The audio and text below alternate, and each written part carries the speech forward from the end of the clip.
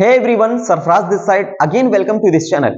आज की इस वीडियो में हम लोग बात करने वाले हैं एक बहुत ही बेहतरीन चैप्टर क्लास 12th से ह्यूमन रिप्रोडक्शन।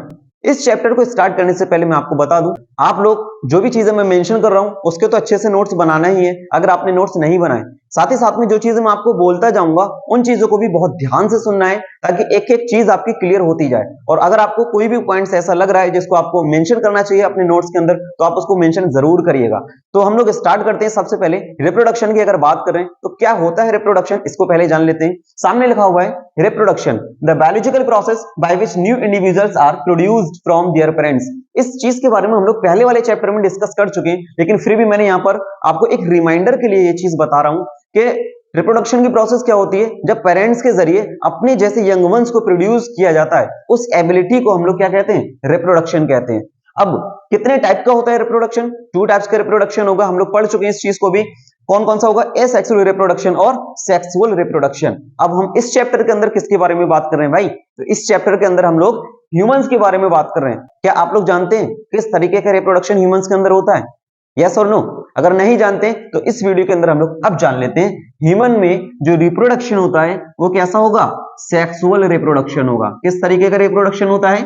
सेक्सुअल रिप्रोडक्शन होगा। और यूनिसेक्सुअल होते हैं या बाइसेक्सुअल होते हैं? तो इतना तो बहुत ही बेसिक सी चीज है, ये कैसे होंगे? यूनिसेक्सुअल ऑर्गेनिजम्स होते हैं जितने भी ह्यूमन बीइंग्स होते हैं। अब एक चीज और है कि ओविपेरस होंगे या विविपेरस होंगे। भाई होता क्या है ओविपेरस और विविपेरस क्या होता है? तो ओविपेरस कौन? जो एग प्रोड्यूसर होते हैं ऑर्गेनिज्म, वो क्या होंगे? ओविपेरस। लेकिन जितने भी ह्यूमन बीइंग होते हैं वो कैसे होते हैं? विविपेरस। मींस बेबी प्रोड्यूसर, अपने जैसे यंग वंस को प्रोड्यूस करने की एबिलिटी होती है जितने भी ह्यूमन बीइंग्स होते हैं उनके अंदर, तो इनको क्या बोलेंगे?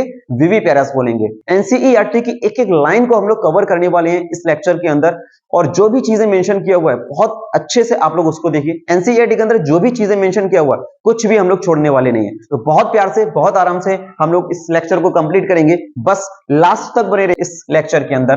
तो बात करेंगे हम लोग अगर ह्यूमन रिप्रोडक्शन की, तो यूनिसेक्सुअल होंगे। मतलब क्या हुआ यूनिसेक्सुअल का?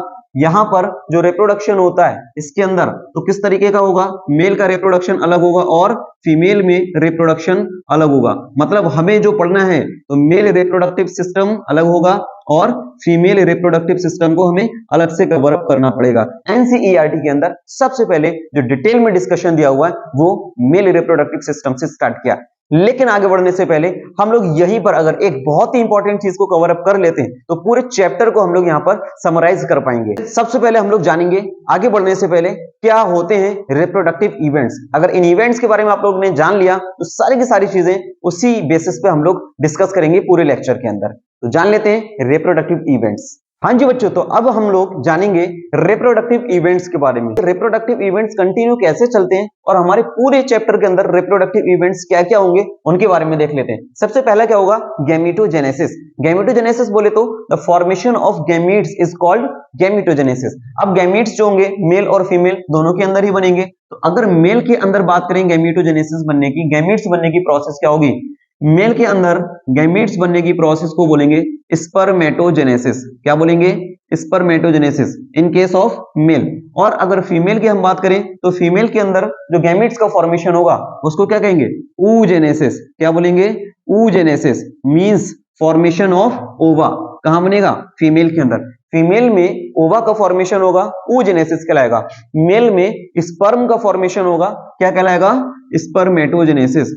Formation of sperm, formation of ओवा इज कॉल्ड oogenesis। अब गैमीट्स का फॉर्मेशन हो चुका है। नेक्स्ट इवेंट हमारा क्या होने वाला है? जब गैमीट्स बन जाते हैं अब नेक्स्ट इवेंट होगा इंसेमिनेशन। इंसेमिनेशन क्या होगा? The transfer of sperm into female genital tract is called insemination.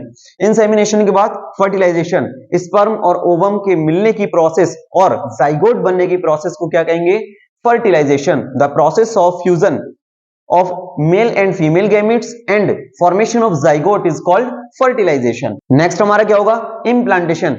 अब जाइगोट बन चुका है, जाइगोट क्या करेगा, इम्प्लांट करेगा, इम्प्लांट करने की प्रोसेस को इम्प्लांटेशन कहेंगे, और इम्प्लांटेशन के बाद में एम्ब्रियो का डेवलपमेंट होना स्टार्ट हो जाता है, उस प्रोसेस को कहते हैं एम्ब्रियोजेनेसिस। और उसके बाद में जैसे ही डेवलपमेंट होना स्टार्ट होता है, ये आता है जेस्टेशन। जेस्टेशन होता है वो टाइम पीरियड जिसमें कंप्लीट बेबी डेवलप होता है, उसको कहते हैं जेस्टेशन, जो 9 मंथ्स का कंप्लीट होता है एक ह्यूमन बीइंग के अंदर। इसके बाद में क्या होगा, पार्चुरेशन। जैसे 9 मंथ्स कंप्लीट हो जाते हैं, कंप्लीट बेबी का डेवलपमेंट हो जाता है, उसके बाद में पार्चुरेशन की प्रोसेस होती है, मींस डिलीवरी की जो प्रोसेस होती है उसको कहते हैं पार्चुरेशन। और उसके बाद में वेलकम करेंगे बेबी का इस वर्ल्ड के अंदर, और उसके बाद में उसको किस चीज की जरूरत है, नरिशमेंट की, और nourishment in the form of milk क्या कहलाएगा, लैक्टेशन।